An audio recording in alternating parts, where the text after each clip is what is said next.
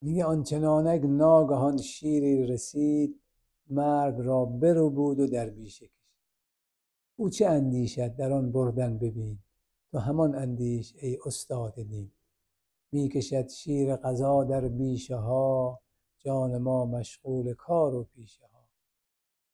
میگه فاصله و زمان و مدت زندگی کردن ما توی دنیا مثل اون زمانی که شیری یک انسان رو شکار میکنه و به دهنش میگیره، به دندوناش میگیره که ببره یک بیشه، یک گوشه اونجا بخوره.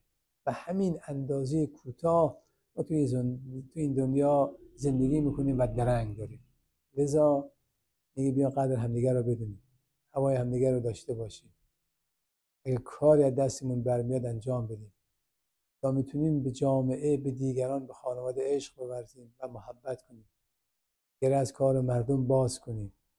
از نظر شخصی میگه اگه واقعا میتونی خانه خوبی برای خودت بخری، ماشین خوبی برای خودت بخری، بخر. لباس خوبی میتونی بپوشی، بپوش.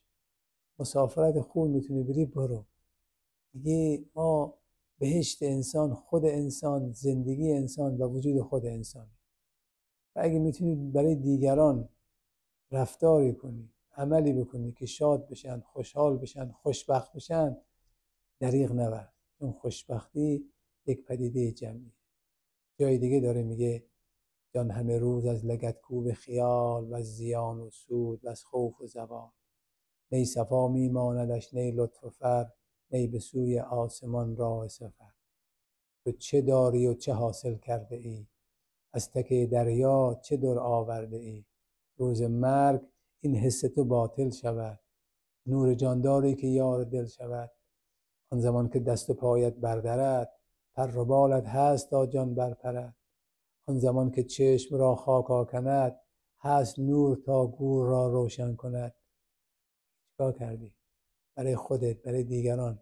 انظر عشق، انظر محبت، انظر خوشبختی، انظر گرهگشایی، انظر همدردی، انظر دستگیری دیگران چیکار کردی؟ اینا بهشتت. انشاءالله که واقعا بتونیم خوشبخت زندگی کنیم، عشق بورزیم و خوشبختی رو همه جا ایجاد کنیم. خیلی ممنون.